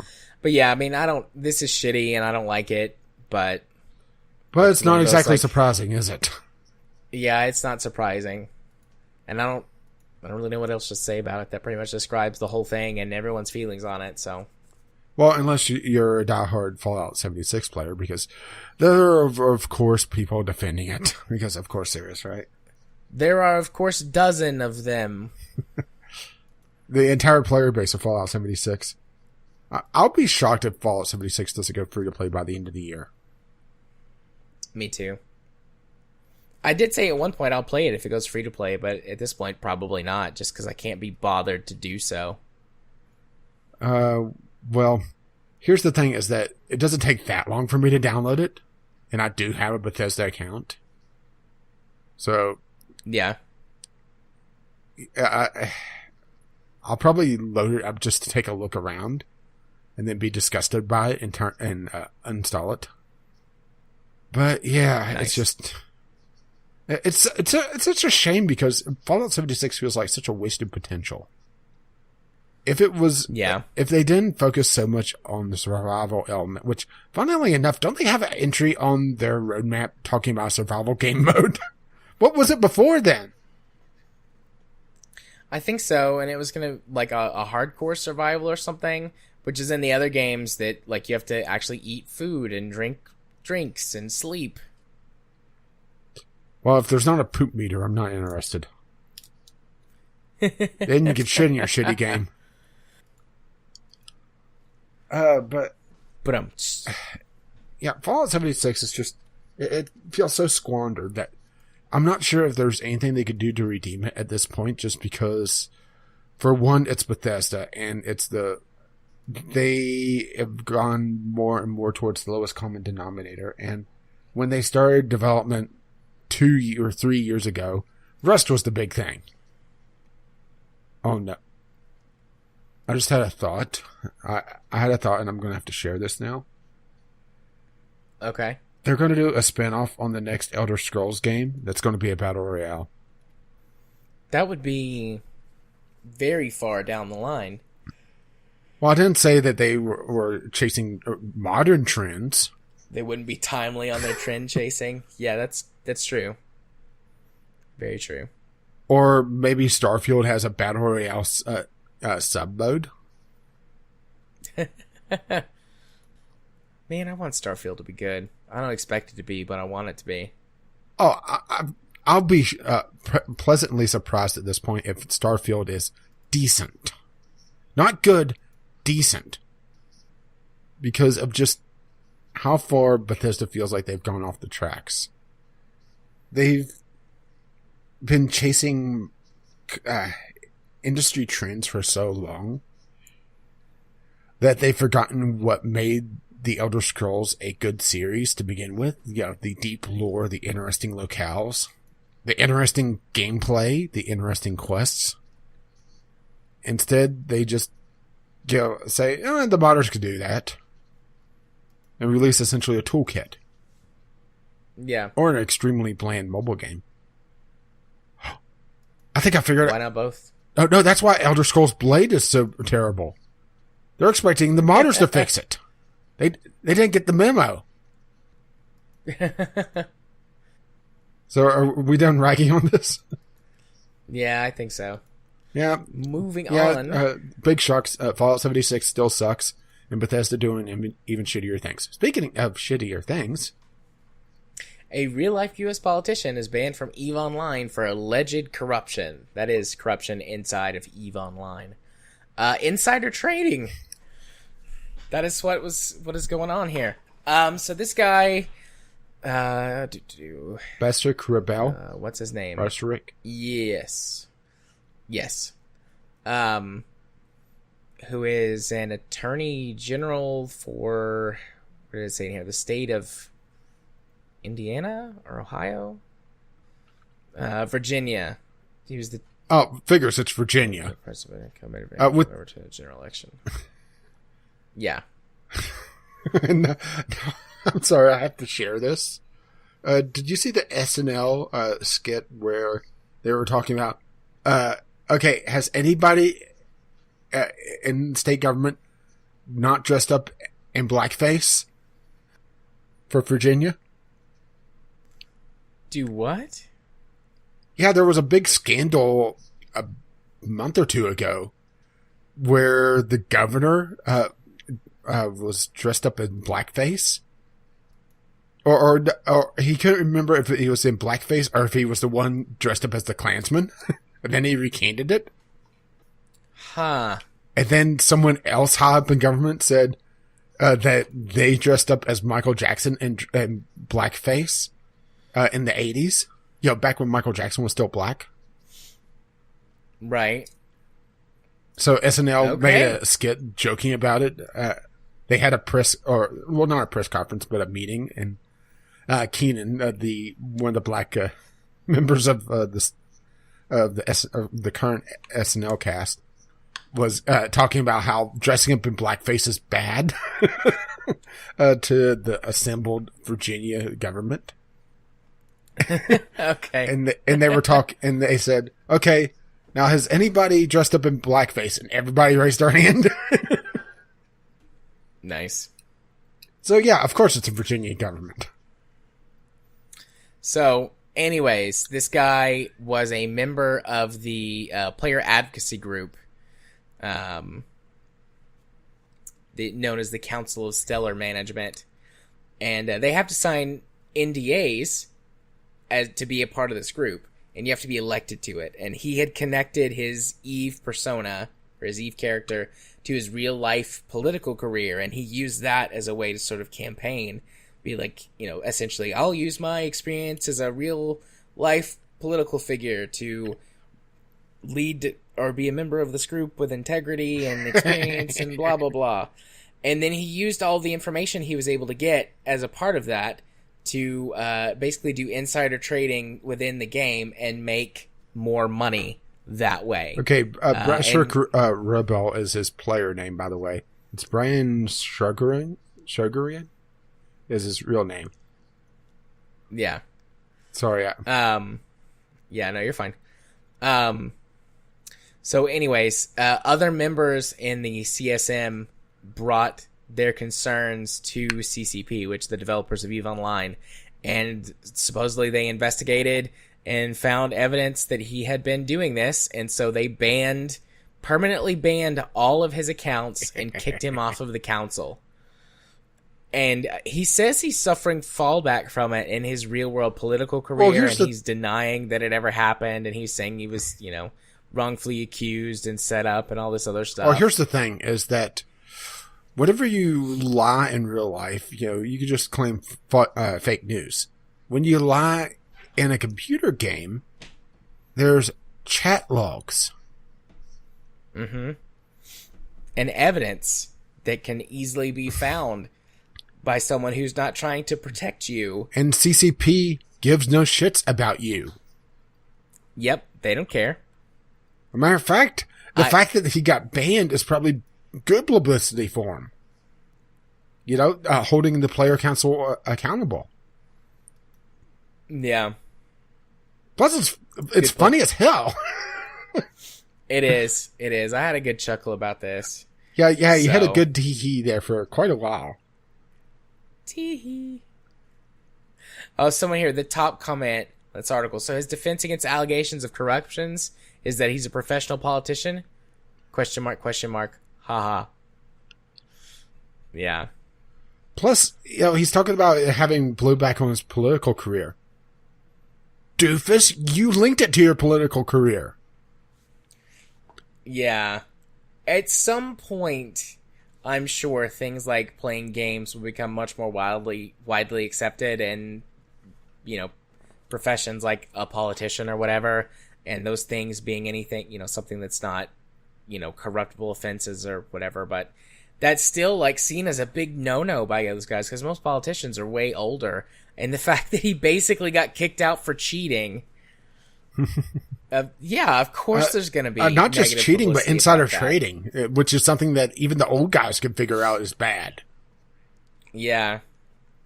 The worst kind of cheating. You got caught with your hand in the cookie jar. The giant spaceship cookie jar. Space station cookie jar. Yeah. But I thought this was funny. Oh, I thought it was hilarious. Serves him right. Especially after, linking his political career to it so much. Yeah. Makes me kind of want to look at his Ballotpedia just to see where his stance is on certain financial situations. Just to have a good laugh, right? I believe he was a Republican, so probably can discern that. Well, I didn't even look at it fairly quickly. I think it says in the article. I don't remember. I've already closed it because that's pretty much all there is to it. Just a tee, and then move on. So, well, I wasn't even looking at his party. I was more wondering, his stance on certain issues. But oh boy, right? Yeah. So, moving swiftly on from a potential political minefield. Our final news topic of the night, Nintendo is the 9th most reputable company in the United States. It's the only gaming company to crack the top 10. I'm sorry, I went to his Ballotpedia. In Richmond, I will work to reduce the regulatory and tax burden on Virginian small business.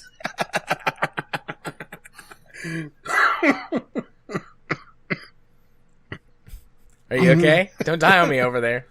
I'm sorry, but him talking anti-regulation is just hilarious after this. Yeah. I had to know, right? Yeah. Fair play. So, the top 10 companies in the United States by... What was the specific thing that they said? Reputation. Most reputable. Mm-hmm. So, Nintendo was number 9. Which is pretty good. Yeah. Some of the other companies on the top 10 I think are interesting. I mean, I'll just go down from 1 to 10. Number 1, Netflix. Number 2, Hershey. Number 3, Whirlpool. 4, Rolex, which got a little chuckle when I was reading that too. I mean, it makes sense, but I don't know how many people who would think of Rolex vote in this stuff have a Rolex. Yeah, I would think of Rolex. But number 5, McCormick and Company. Number 6, Barnes and Noble, which you made the joke earlier. You didn't even, like, they're still around? Oh, okay. Well, the one store that they still have is very good. Number 7, Hasbro. Number 8, Costco. 9, Nintendo. And 10, the Lego Group. Which is Let's see, the study by the Reputation Institute, which that's a thing, a data insights technology company and provider of reputation management, measurement and management services, assessed the reputation of more than 2,200 companies in the U.S. The president setting the undertaking included over 165,000 individual ratings, was conducted in January to February of this year. So, because you're wondering, how they set it up, well, there you go. They tabulated a bunch of reviews. Yeah, 165,000 is pretty decent sample size. Mm-hmm. Again, the larger sample size you can get, the better. But 165,000 is pretty good. And I think generally I would agree with the overall ratings. The only one that really doesn't make any sense to me is Whirlpool. But, I guess it's the perception versus any actual knowledge. Yeah, because then you wouldn't have Nike on there. Nike was rated pretty highly somewhere else. Because I was looking at the comments on Reddit where I originally found this.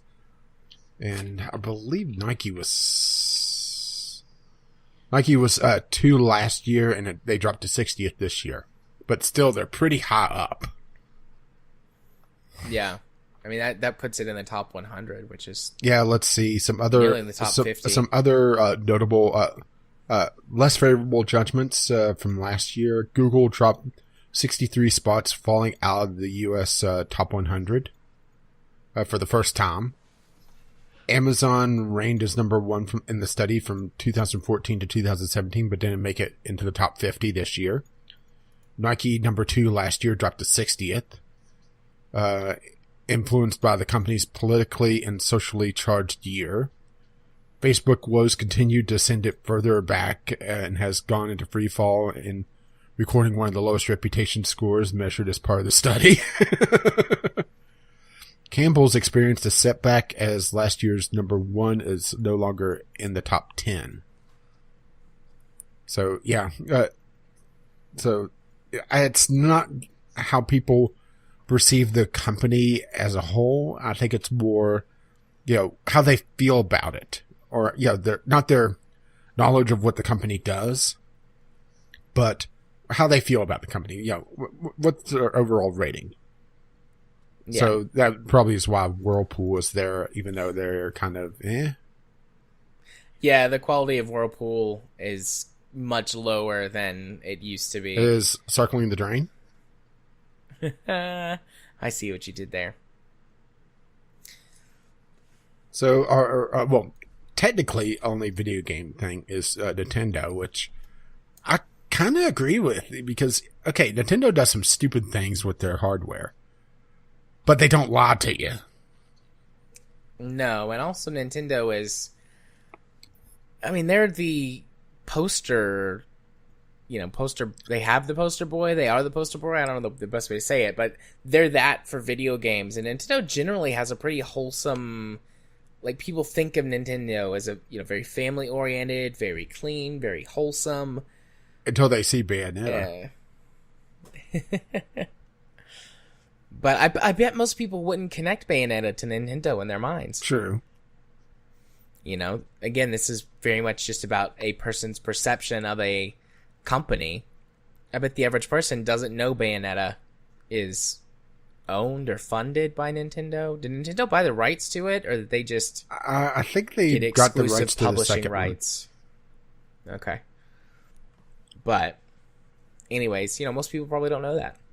So they think of Mario, Zelda, but they think Link is actually think Link is Zelda, or Zelda is Link. However you want to look at that. Yeah, it's whenever you start measuring perception instead of what the company actually does, some weird things happen. Yeah. Like Rolex, right? Yeah. Like, I mean, I do think of Rolex as being like super high quality watches, but I've never used one. I've seen one in person, but I've never used one. I've never owned one. I doubt I ever would, even if I had the money for it. Like, I'm just Too not rich for your interested blood. But I'm just not interested. Actually, in, I wasn't going for a pun there, but let's go for it. Status symbols or whatever, and that's what a Rolex feels like to me. Does Rolex make anything other than watches? Well, let's see. Find your Rolex. Okay. How many zeros are in your bank account? Total? It looks like they just do watches still, which I have to admit is kind of weird at this stage, isn't it? Yeah. Yeah, I mean, watches are more about fashion than functionality at this point. Pretty much everybody has got a phone or smartphone, tablet, computer around, that they use to tell time on. I used to wear a watch, but I haven't worn a watch in, God, 10 years maybe? I used to wear one all the time, but then I got, stopped being a student and was out in the world and didn't have to worry about, I could just pull my phone out anywhere. Nobody gives a shit. I'm not going to get in trouble for having it. So I stopped wearing a watch, just have my phone. Damn, the cheapest Rolex. Care to guess? $5,000. Actually, not that expensive. How much is the cheapest Rolex? $1,200. Or sorry, $2,600. I mean, still fucking expensive, but not nearly as fucking expensive as I thought. Yeah. I guess that's that perceived value thing. And then it jumps up $2,000 to the next one. Here's the entry model.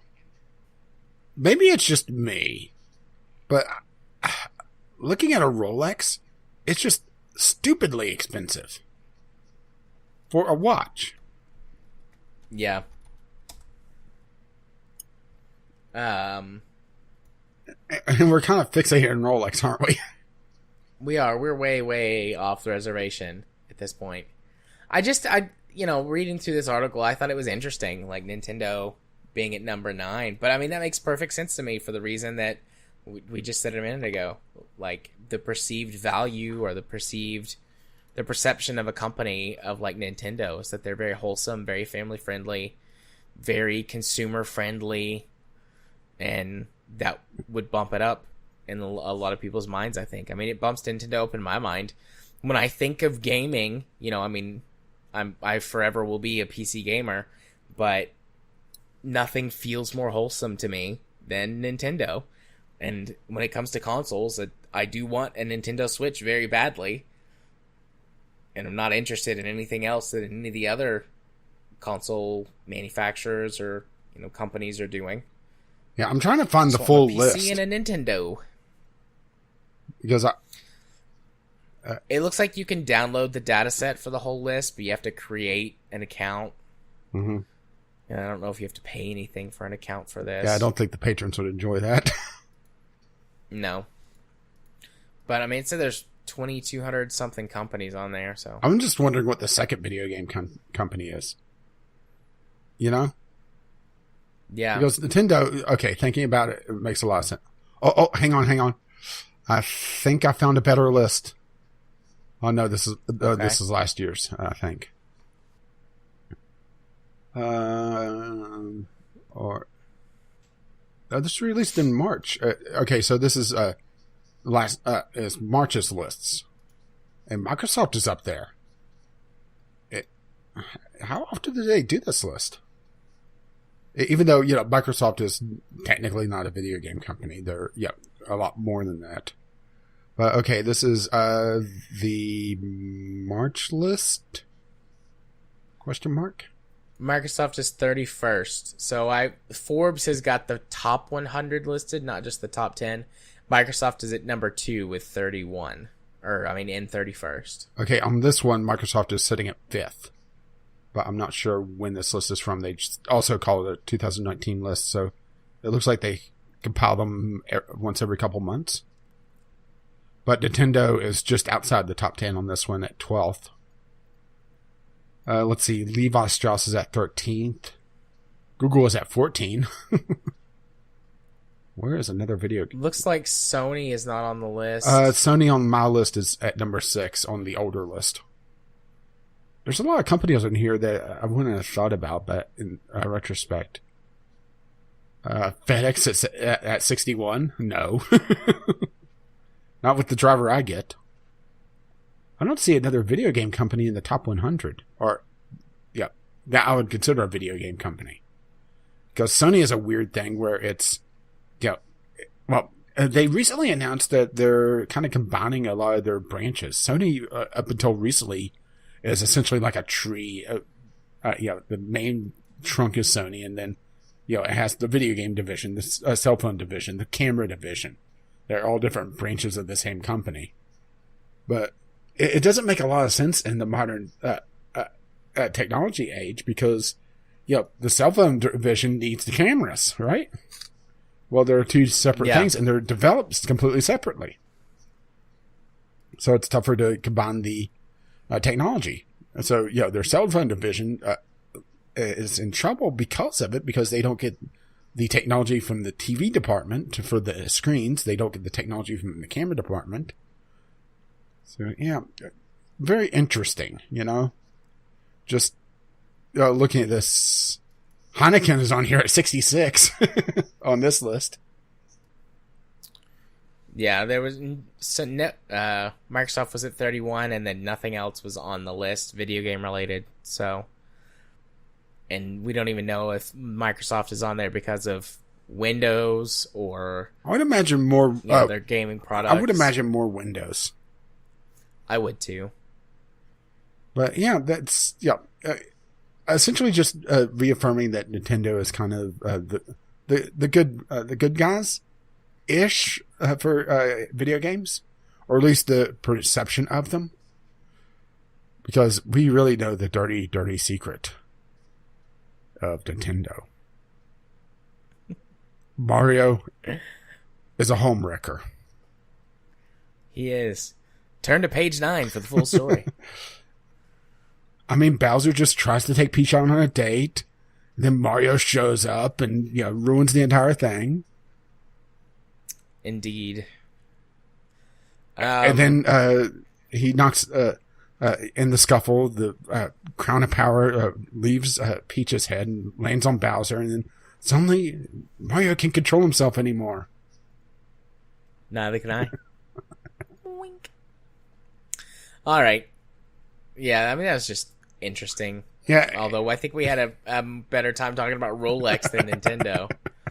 Welcome to the cultured part of the podcast, I guess. Or uncultured. Yeah. Yeah.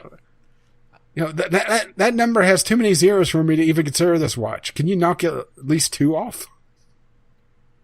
Yeah, I'm on Rolex's website, and this just, doesn't connect with me at all.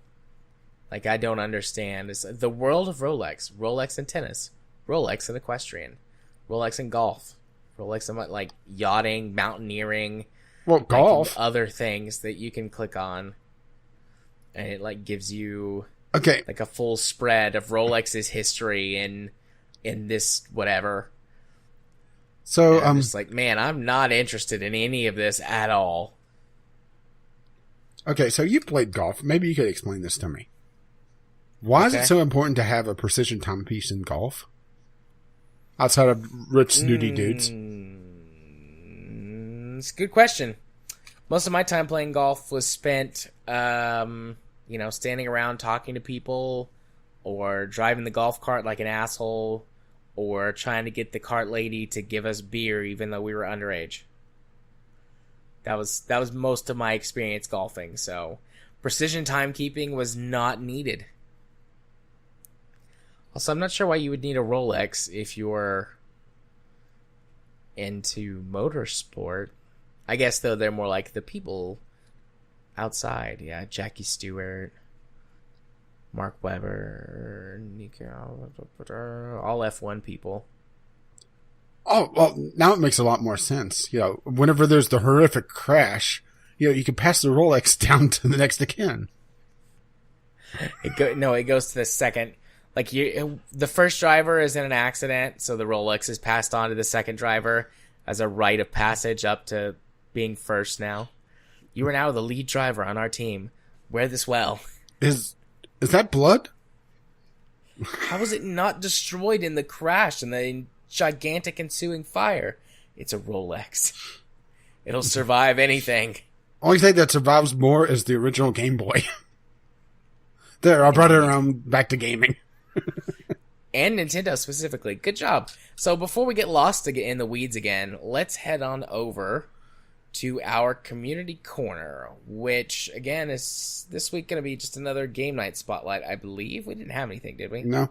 Well, we did get one article last second. Well, actually, we are up to two now Discord. because Jim just linked something about video game lighting, but I haven't had a chance to look at it yet. Ah. Well, then those could be potential topics for next week once we've had a chance to research them a little bit. But keep them coming, guys. Keep them coming. Love getting stuff from you guys, either in email or on Discord or in tweets. Yeah, which Twitter was kind of dead again. I'm pretty sure that Twitter account's still active. Yeah, it is. But yeah, that's okay. I mean, I'm okay if we don't get much engagement on Twitter when we get in our Discord and whatnot, or in person when we have game night, which we did on Monday night. Played Flashpoint. Yeah, maybe we should have talked about. Hours. Maybe we should have talked about that on the games we played, because that was fun. Flashpoint was really fun. I mean, Flashpoint is a board game that we play through Tabletop Simulator. But, I mean, I'd like to play it again, now that sort of all of us have had a refresher course, because Ghost had to sort of reteach us all how to play. Yeah, I have to admit that was a refresher course we can play again. That took until about halfway through the game for me to really kind of perk up, because, the going through all the rules and all the setup was rather boring. Yeah. That's okay. And also, I was kind of tired. We rolled for lots of explosions. We just barely won. We had like one piece of... So, I mean, just in general, listener, if you've never played this before, what Flashpoint is that you're a group of firefighters working together to rescue people from a burning building. And you have these sort of damage tokens that are applied as the fire rages on throughout the game and destroys more and more walls. And when all the damage tokens are used up, the house collapses and you lose. And we had one token for like our last 3 rescues in order to win.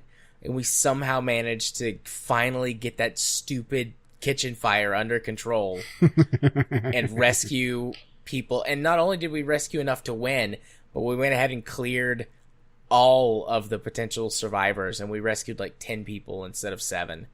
And you only need 7 to win. That was very satisfying. Yeah, especially right there at the end where we were both strategizing. Okay, how can we do this in as few moves as possible? How can we get this person out in one turn? Can we do it? One turn, well, one round for each of us to minimize our chances of explosion. But it's a lot of fun. We'll definitely be playing it again, and now all of us can kind of work together to teach any new player a lot faster. Yeah, I'm also I brought up a list of the top 20 cooperative board games, because I kind of like the cooperative side of things. I do too. I typically prefer cooperative board games to competitive ones, just because there's less, people getting upset and people having to sit out and wait. Which, I mean, in our group, for the most part, people don't seem to get upset and take it out on one another in the middle of the game. Except Kyle. We take out everything on Kyle. Well, to be fair, it's usually his fault. Yeah, he deserves it. But there does often, like when we did King of Tokyo, within the first 10 minutes of the game, there were 2 people knocked out, and then they had to sit there for like 40 minutes. So, with cooperative games, that typically doesn't happen. But we should focus in on some more cooperative games, be it board game or otherwise. Learn how to play some of those. I know of a couple that I could teach. Well, I'm looking at like the top 5 of this. Robinson Crusoe, Ghost Stories, Sherlock Holmes Consulting Detective. Never heard of that one. That's from 1981. Pandemic, Aeon's End, Too Many Bones, Legends of Anor, Dead of Winter. Does that count as a cooperative? Dead of Winter yeah, sort of. You do have the one person, or potentially the one person who is got a selfish goal that they're trying to wreck the camp, but otherwise everyone wants to survive the zombie onslaught. One that looks interesting on here is 5-Minute Dungeons. Takes just a few minutes to learn, but there's a ton of replay value in the box, according to this. Everybody gets their own deck based on the characters they're playing, and then, in real time, everybody plays cards to take down some enemies. The final boss's dungeon gets tougher and tougher, which makes it intense and a rewarding experience. So, may want to check that out. It's one of the top real-time board games on this website. Yeah, I'd be game to check that out. So, likely more board games coming up. Yeah, although I did a bad and forgot to figure out what we were going to be playing next week. So, at the time of recording, I don't know. Stay tuned to Discord to find out, because I'll be asking everybody over the next few days, and make sure to post something up over the weekend whenever we get something sorted out. But otherwise, that's it for Community Corner, aside from you, Rage, telling them where they can find us. Oh, well, I was looking at the Sherlock Holmes games, and that looks interesting. It has 10 different cases. But if you wish to contact us, you can do so by emailing us vglpodcast@gmail.com, tweeting us vglpodcast on the Twitter, because that's where you tweet. Or you can hop on Discord. You find the link to that over on our Podbean account, vglpodcast.podbean.com. There's a link to our Discord on that lovely, lovely site. Sweet. So, do you want to do a doobly-doo discovery? Of course. Be-doop-be-doo. Sweet. And I get one instantly. You usually do. What you got? A game that you probably haven't heard of, Phoenix Wright Ace Attorney Trilogy. Nope, never heard of that. What is this Phoenix Wright you speak of? Objection! No, I of course know what Phoenix Wright is before anyone. So this is the first 3 Phoenix Wright games that were released on Game Boy Advance, I believe. But it's essentially a crime drama visual novel / detective game. I'm pulling from like a half a dozen different genres, but Phoenix Wright is a weird game.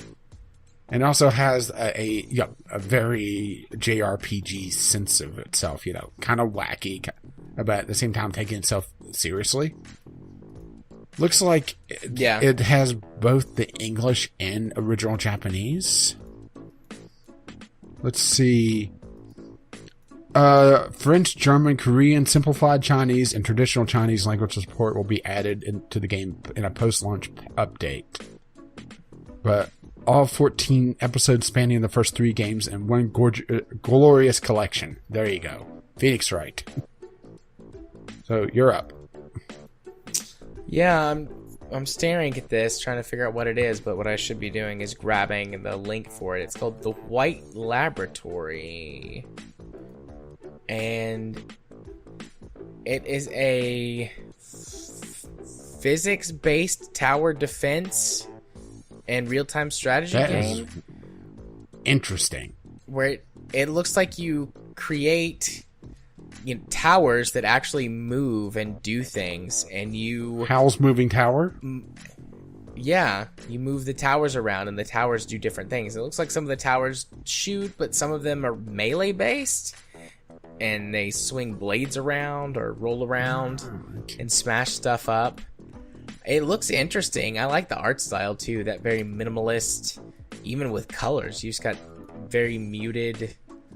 It's like grayscale with some light reds and maybe yellows and oranges. This looks interesting. It's got mixed reviews. It's been out, it looks like, for 2 weeks, but looks cool. Oh shit, I just clicked off of my discovery queue. By accident. Well, since you have to reload, how about my next one? That's literally the next one on my list. Islanders. Islanders is a minimalist strategy game about building cities on colorful islands.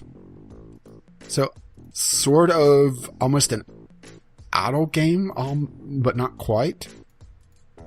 I mean, to be honest, city builders kind of go one of two ways. Either very hard simulator or kind of just a sandbox to do things in. And this looks like it's firmly in the sandbox side of things. This is by the same developer that did Superflight. So the art style is very familiar if were interested in that game. And if they pull off what they did with Superflight, where they have the procedural generation down, this could be, a sandbox that you could mess around with for a very long time. It's not out in early access. It's just a full release, and it's a $5 game. So there you go. Gotcha. So this, I got one that sounds interesting. I'm just going to read this. It was very intriguing. Bow to blood, last captain standing. Become a captain. Fly your ship and command your crew as you compete to become champion in a winner-take-all reality show. Build relationships and plot betrayals to avoid getting voted off the season and become the last captain standing. Optional VR support. This just sounds really interesting. Like a really neat concept. Yeah, it looks sort of like... Actually, it looks like there's some...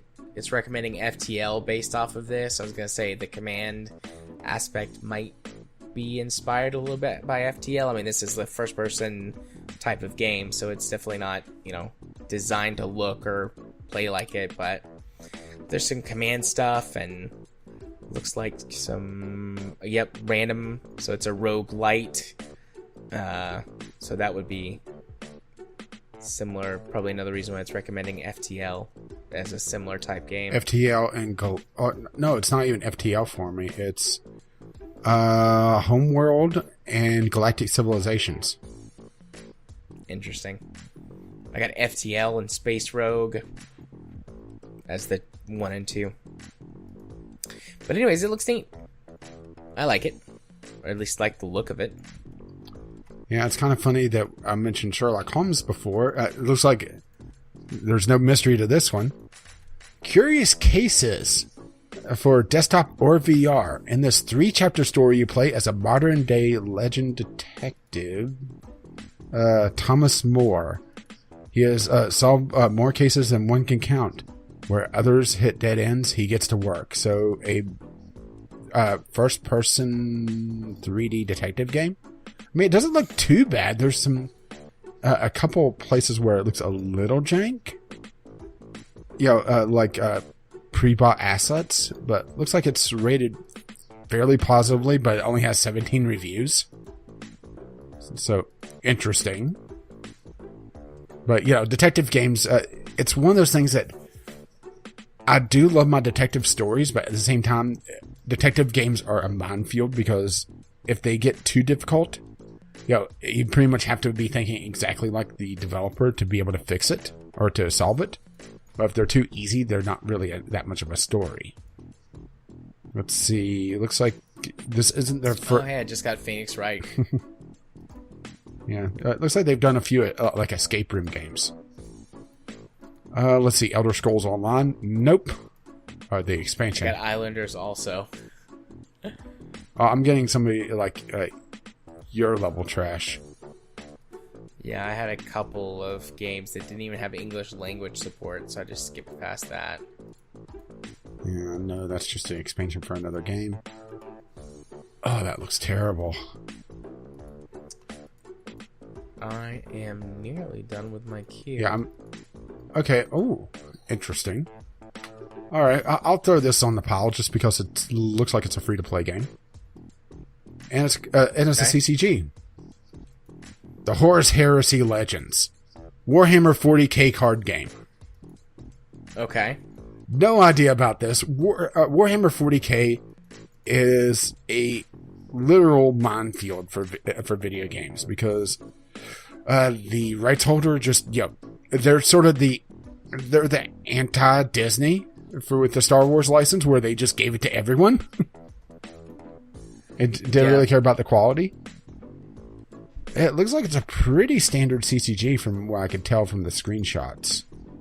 I'm not sure what's really supposed to define it from everything else outside of just, hey, it's Warhammer, right? Yeah. So, I don't know what to make of this. At first, so this game is called Wasteland Survival. I'm getting over to drop a link in. At first I was like, oh, is this based in the Wasteland universe? I think that's one I saw that I just skipped. Ah, okay. But it's that's one I skipped because it just looks terrible. Yeah, the only reason I'm bringing it up is to just be like, hey, this is not in the Wasteland universe. It doesn't look like maybe someone trying to capitalize on some recognition, or hell, maybe they just got lucky with that. But yeah, it's a free-to-play zombie survival crafting game that's got a top-down sort of thing. I mean, it's free to play. I guess you could check it out if you wanted to, but it doesn't look good. I mean, if you want a survival game, check out mine instead. Don't escape 4 days in a wasteland.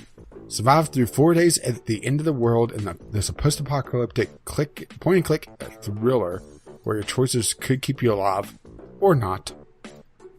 I mean, it looks better, right? I like that. Could keep you alive or not. We don't fucking know. Looks like this is their first game, or at least first game on Steam, by the developer. The publisher is pretty well known, though. Armor Games. Yeah, I've heard of them. Yeah, they have 11 games on Steam right now, and some pretty decent ones as well. They have Soda Dungeon, which is a pretty decent game, if memory serves correctly. It's more known on mobile, though. So, yeah. So that's my whole queue. Yeah. I got 3 today. Yeah, that was my queue. I must have been infected by you because I got a lot of shit. And some of it I passed on to you inadvertently. Yeah. And I mean, I would have brought up Phoenix Wright, but you got it first. And Islanders look neat, so I probably would have brought that up, but you got it first, so. So I'm stealing your good stuff. Yep. And I got one of your crappy ones. But hey, that's how it goes sometimes. So, that's the queue over, which means it's time for me to say, hey, Rage, hit him with the socials. Well, once again, I've been Caffeine Rage. You can find me on YouTube, Gaming with Caffeine Rage, on Twitter, Gaming with CR, and eventually, maybe someday, on Twitch, Caffeine_Rage. And you've been? I have been Gaming Psychologist. If you want to find my stuff, you can do so on the YouTubes by searching for Gaming Psychologist. And I do want to say hello, a couple of new subscribers that I've got. I assume that you listen to the podcast on YouTube, which is cool. That's why we put it there, so that people can listen to it there. But I don't, nothing else regularly goes on YouTube, so enjoy. If you want to find me on Twitter to see me tweet about whatever it is that's on my mind at the time, you can do so by following me at JMA4707. And if you want to be my friend on Steam, you can do so by sending a friend request to JArthur4707. And if you wish to let them know what episode of the podcast you're coming from, the password for this week is Multipass. Multipass. So since we've done our personal stuff, let's do the podcast stuff. Once again, you can email us, vglpodcast@gmail.com with your letters, voicemails, gaming-related topics, or just tweet them to us, VGLPodcast. Our lovely, lovely patrons can find out more, or you could find out more about becoming one of our lovely, lovely patrons at patreon.com/VGLPodcast. And our lovely patrons have paid for our Podbean account, VGLpodcast.podbean.com.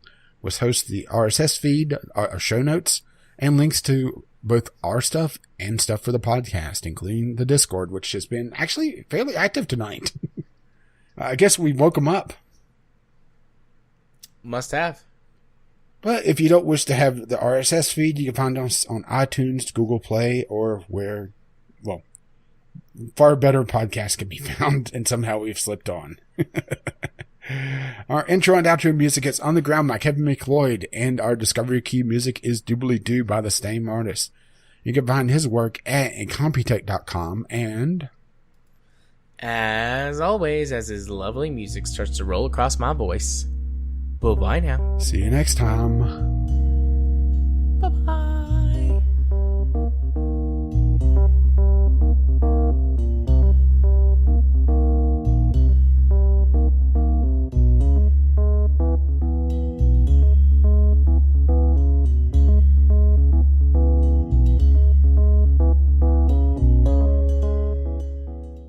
You know, something that really struck me whenever I was rewatching a bit of Fifth Element today was just how blatant the product placement was, but how much it actually fit in the world. Like the giant McDonald's. Yeah. That makes sense. That's the thing, is that whenever product placement is done well, it kind of blends into the background. The problem is that modern product placement is just so egregious.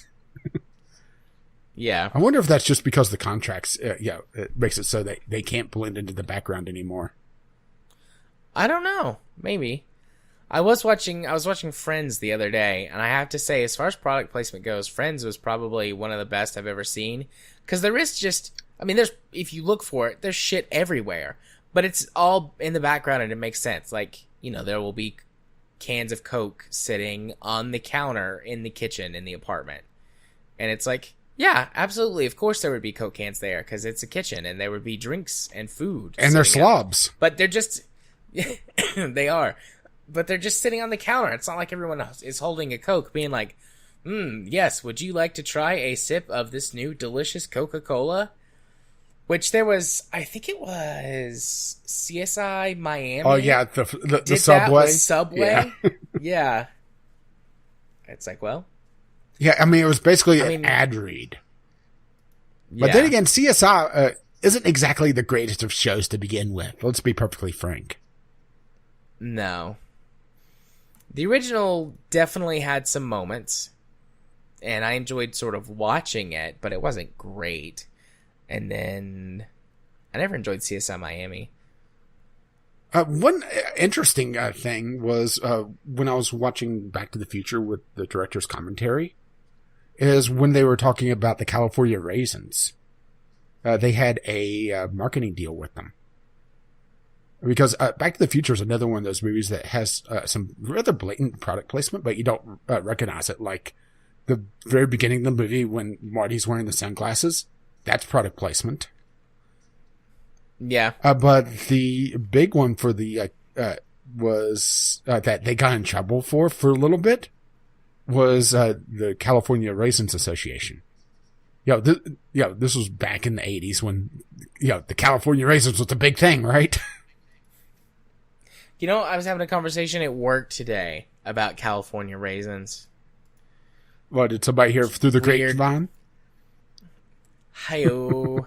No, one of my coworkers is from California, and somehow it came up, and he was talking about them, and then we all got to talking about them in the front office.